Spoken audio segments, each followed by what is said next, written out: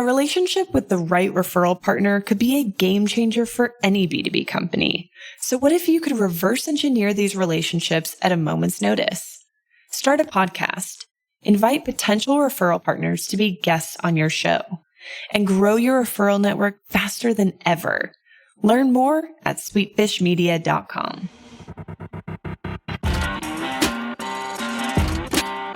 You're listening to B2B Growth, a daily podcast for B2B leaders. We've interviewed names you've probably heard before, like Gary Vaynerchuk and Simon Sinek, but you've probably never heard from the majority of our guests. That's because the bulk of our interviews aren't with professional speakers and authors. Most of our guests are in the trenches leading sales and marketing teams. They're implementing strategy. They're experimenting with tactics. They're building the fastest growing B2B companies in the world. My name is James Carberry. I'm the founder of Sweetfish Media, a podcast agency for B2B brands, and I'm also one of the co-hosts of this show. When we're not interviewing sales and marketing leaders, you'll hear stories from behind the scenes of our own business. We'll share the ups and downs of our journey as we attempt to take over the world. Just kidding. Well, maybe. Let's get into the show.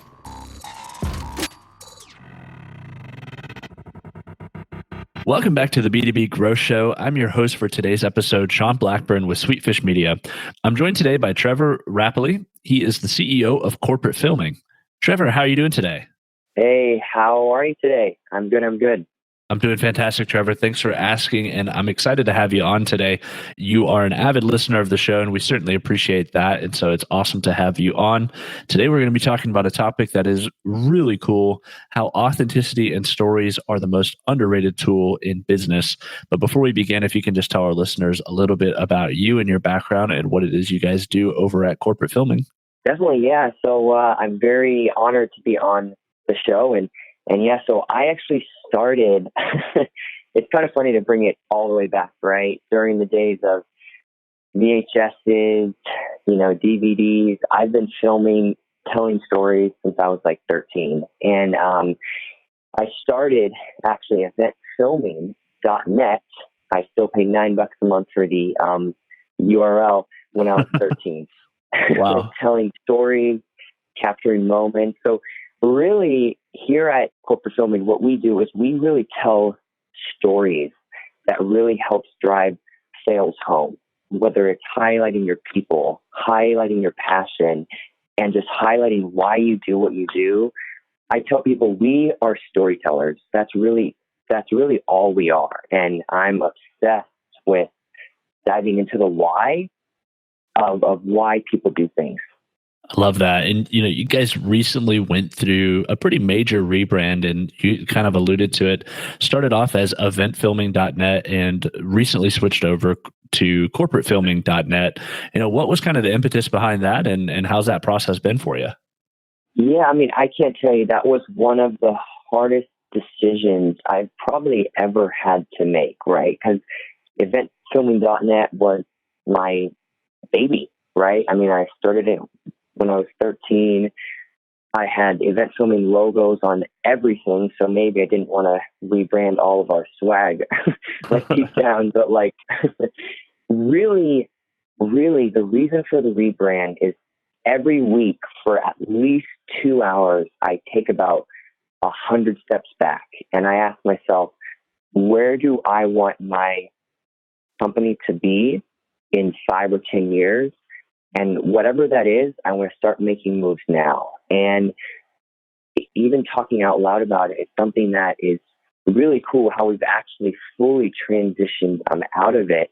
So the reason for the transition was the whole 80-20 rule, right? It's 80% of your sales comes from 20% of your clients. And really what it came down to is, do we want to do 100 weddings a year, or do we want to do 30 corporate videos a year?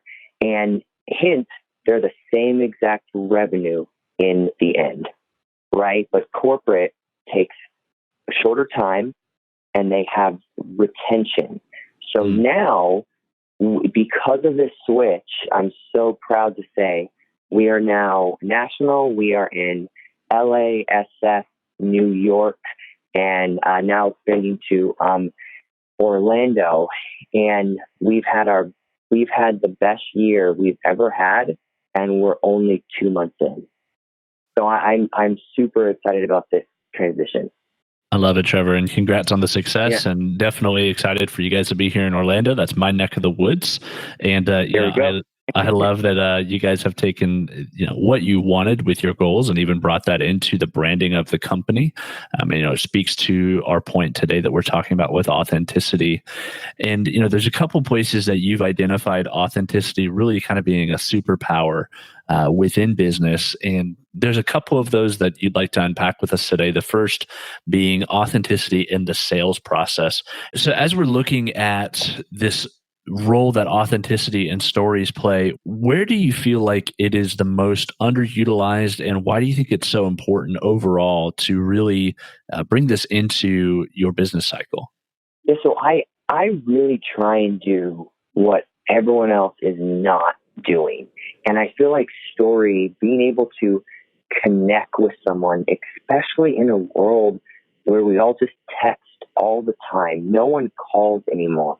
No one sends thank you cards. No one really talks about how they're doing what they love. And really, authenticity plays such an important role in the sales cycle, because half the time sales don't close because the buyer doesn't trust you. That's really why a lot of sales just halt. So what I have learned is to tell people my story, right? I'm not just here to make a quick buck. I've been doing this since I was 13. I'm in love with story. Here is an article of how I was filming in high school, how I worked for NBC at age 17, how I overcame stuttering really bad at like a young age, how just really connecting with people on a really personal level, and then diving into what you're trying to sell. That is really what we've learned, that really helps push the sales cycle because they trust you. Love that. And, you mentioned authenticity in the sales cycle. And how is it that you felt like you guys have brought that into your business in a way that is different than the other competitors that you're going up against and other people that are in your market? I love that. So no one really knows this, and maybe I should start saying this. I've never taken a business course. I've never taken a marketing course. I'm completely self-taught. And I say that because when our business started to scale back in 2015, I read a book every single week. And all these books were just about sales and how to close the sale and how to scale, but none of it was having fun. Like none of it was being memorable. Mm. So a real world example is, let's say someone calls us on Tuesday. I'm going to ask them their birthday. I'm going to ask them their favorite type of candy. And then on Thursday, they are going to get a handwritten card with their favorite candy in the mail. Plus, we are going to know their birthday. Like, who else do you get a birthday card from than from your mom? Right? So it's just how we stand out. And authenticity, at least on our side, is, and I think being memorable and being authentic go hand in hand. I tell my team all the time, the second that sales call is done, you are forgotten. And to think that they're going to wake up and think about you, that just doesn't happen. So what can we do in our control to make it so we are top of mind? So we send them a mug with our logo on it. We know their birthday. We know their favorite type of candy.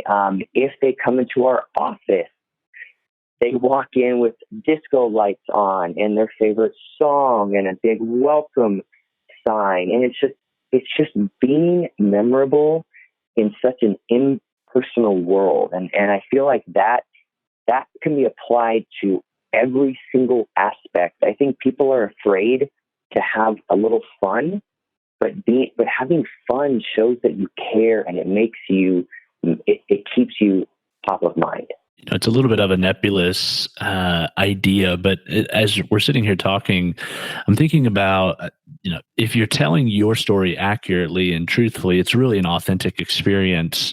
As a storyteller yourself, what sort of encouragement could you give to those that are sitting inside of, a particularly marketing or sales role and owning their own story, and how that can actually pay dividends for them within the sales process?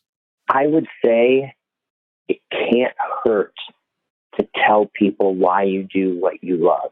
Mm. It literally cannot hurt. It can't hurt to, if you're on vacation and your best prospect emails you, send them a selfie with you and your kids laying on the beach and say, "Hey, I'll get back to you Monday." It's okay to show your life. And I feel like at least with us, I mean, I have people call me sometimes and say, "Trevor, I feel like I know you," because they've watched all of our behind the scenes videos. So I feel like, to answer your question in a very kind of, I get so passionate about what story can do, whether it's pushing someone to buy from you, whether it's having someone work for you because they see how much you love your team, whether it's showing your passion and your love for what you do. It's so underrated. I see it all the time. Everyone's just, I think salespeople have this skeezy, if that's the right word, kind of like angle to them. And we overcome that by being ourselves and just being authentic and telling people, at least with my story, "Hey, here's a video of me at 11 years old running for photographer in 6th grade. And here's how I overcame stuttering. Here's how I have always done this. Here's my first wedding video I did at age 12. It just connects on a deeper level. And I feel like that's all what sales is. If people just want to make sure you're not going to screw them over, and telling your story connects them to you more. I love that. And, we're talking sales process here, but I know that you mentioned even how you guys pull this curtain back in your marketing efforts. And you mentioned, kind of some behind the scenes storytelling that you do.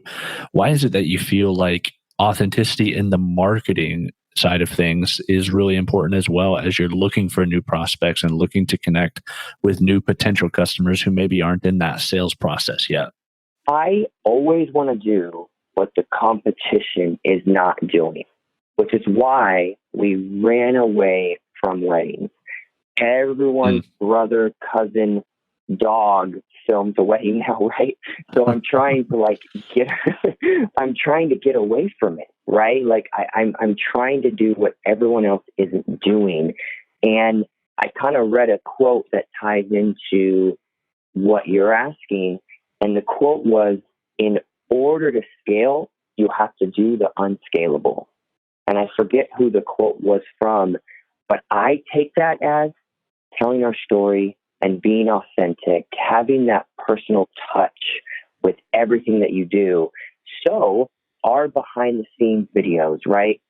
Clients, prospects have no idea what it takes for us to do our job, right? Whether it's a podcast, a video, insurance, it doesn't matter.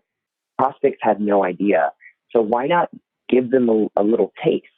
So what we do is when we are filming a video, I hire somebody to follow our team around, us up at 4 a.m., us working hard, our passion, us getting excited about the story that we are telling, so that when people reach out to me and ask for our examples of work, they get the example of work, plus they get about a behind the scenes video of what it took to put it on. And my point of doing that, I get very excited about this, is I'm not dumb. They're reaching out to 10 other video teams, right? But no one else is going to send them a thank you card in the mail within 2 days. And no one else is going to have a behind the scenes video of how they're doing what they love. That is how we are different. I love that, Trevor. And you mentioned as well that some of these behind the scenes videos actually get more shares, they get more engagement than some of your videos that you guys do for your clients.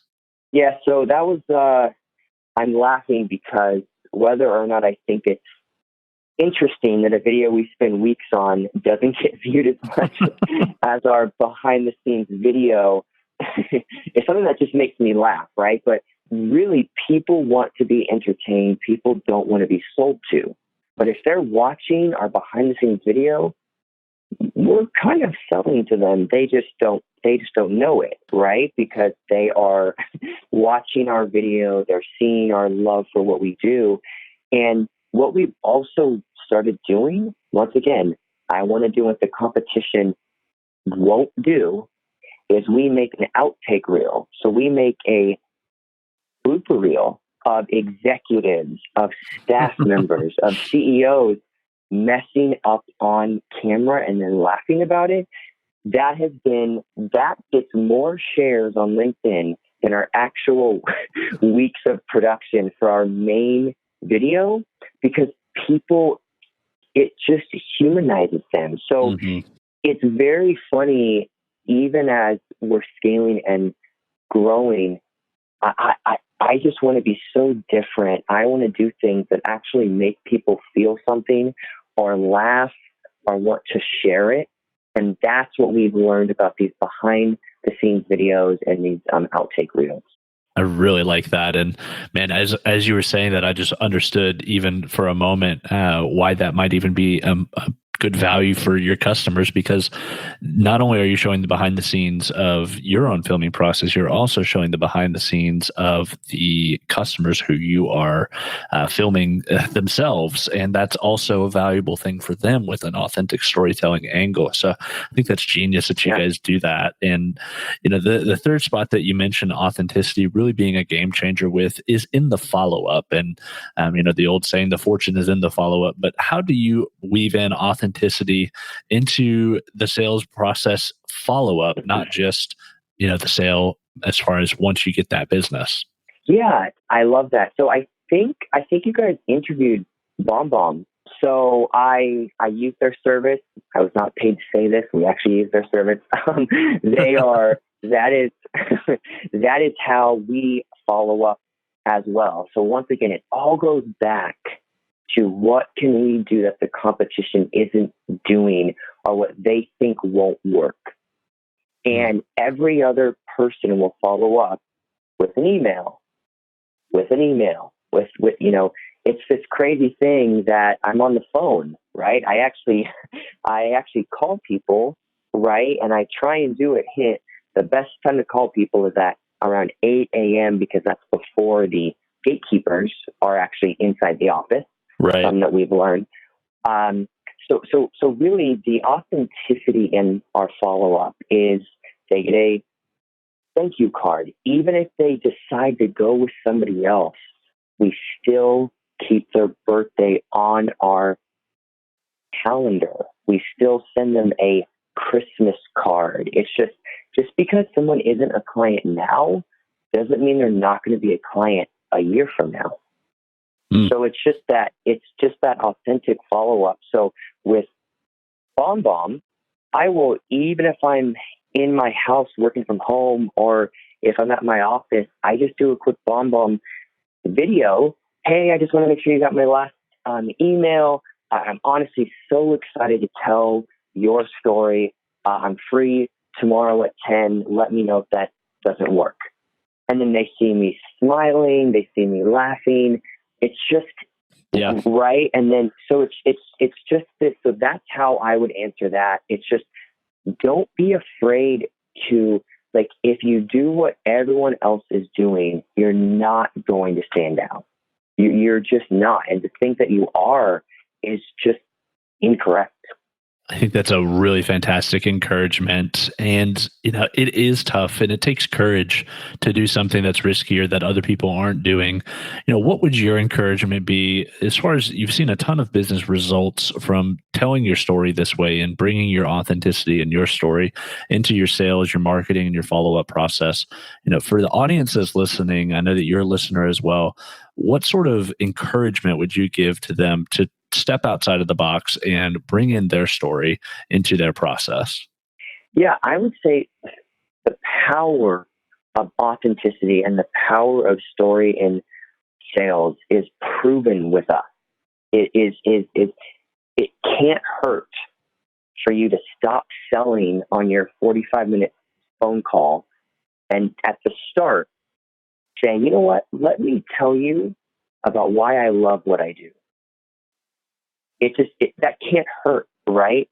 Hearing your story, seeing a video of you talk about it, seeing it on your website, how the CEO, the sales team has always loved what they do, or why they love what they do, it can't hurt. And I am telling you with passion to people listening, people want to hear your story. They want to work with people that love what they do. So I would recommend a takeaway. Start putting in every sales email, PS, and a quick paragraph of why you love what you do. So with me, I say, hey, here's our videos. We help tell your story and drive profit to your business. PS, I've been doing this since I was 15, and I love stories. Watch here. And it just connects with them. So to kind of wrap up on that thought, people want to hear your story. People want to hear about your family, your life. Tell them, and you will see the sales cycle get shorter because they actually trust you. I love it. And you guys have transitioned into this new world of really focusing yourself into the corporate filming. Any quick tips that you have for people who are looking at a project or looking at telling their story from a video perspective? Any quick hits that you would want to tell someone as they're approaching a project like that? Man, I would say, please don't make any video longer than 90 seconds.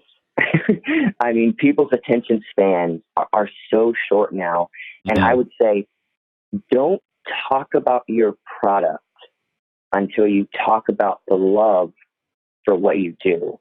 If you watch any of our videos, about 80% of the content is the employees talking about the love for what they do.